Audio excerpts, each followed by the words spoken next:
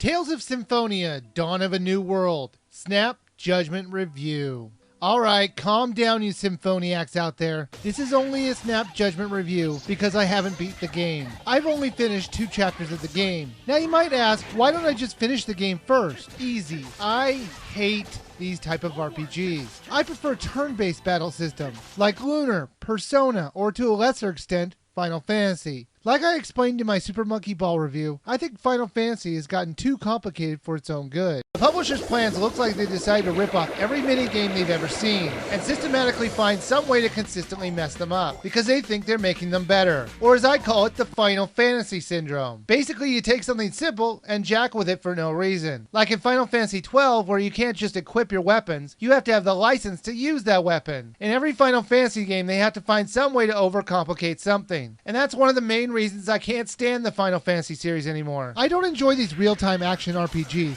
since it's mostly just a game of attack and back away. I like RPGs that are laid back and enjoyable. The only RPG that I've ever finished that was real-time action-based is Kingdom Hearts 2, and that was only because I liked the characters. Now the characters in this game were very endearing and mostly likable, plus the game was genuinely funny and entertaining, so it wasn't too much of a chore to play this game. Although I think this game might win the award for the most sissy main character. As you start out the game, he's truly one of the most spineless, irritating characters. Now through the story, the character does evolve. Now I'm going to extremely simplify the plot since it was so complex. Apparently the worlds were once 2 worlds, and they were brought together. It's caused nothing but problems to the combined worlds, with lakes that have gone dry and strange weather patterns all around. You play as Emil, who has been sent to his relative's house to stay after a villain named Lloyd murdered his parents.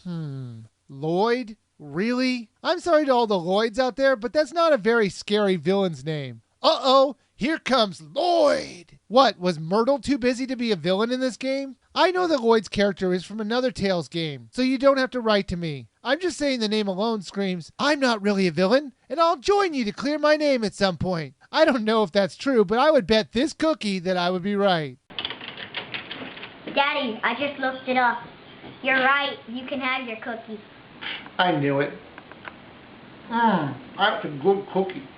Emil eventually meets a girl named Marta, who has been hunted by the Vanguard, who want to stop her from awakening a demon named Ratatosk. It gets even more complicated from there. You then meet up with a Centurion named Tenebrae, who helps you in harnessing the power of the elements, and lets you make pacts with other monsters so they can join your group and help in battle. There are a lot of cutscenes in the game, which I personally liked. I enjoy RPGs for the story, not for the battling, so this game had plenty for me to enjoy. In addition to the cutscene advancement of the plot, there were a lot of optional conversations you could also listen to.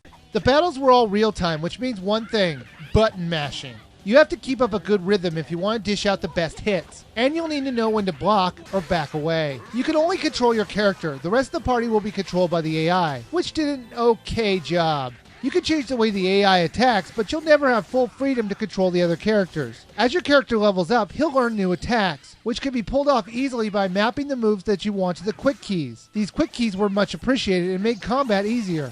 There are many different things you can do in battle, from regular attacks, magic, or even comboing attacks together. It was interesting that the overworld that you had to travel in was just a basic map that you point and click where you wanted to go, but the dungeons themselves were nice and well made. Some of them were really tricky and challenging, but at the same time not too challenging. There were many games you could play using the motion controls of the Wiimote, but they really didn't add anything fun to the game, and I was glad when they were over so I can get back to playing the game. Tales of Symphonia, Dawn of a New World isn't my type of game, but it was engaging enough for me to almost want to keep playing it. But in the end, it was my dislike for this type of RPG that made me stop playing it. If you're the type of gamer that really loves the real-time combat battle system, then you will love this game. And if you do like those type of games, then this game is worth a buy.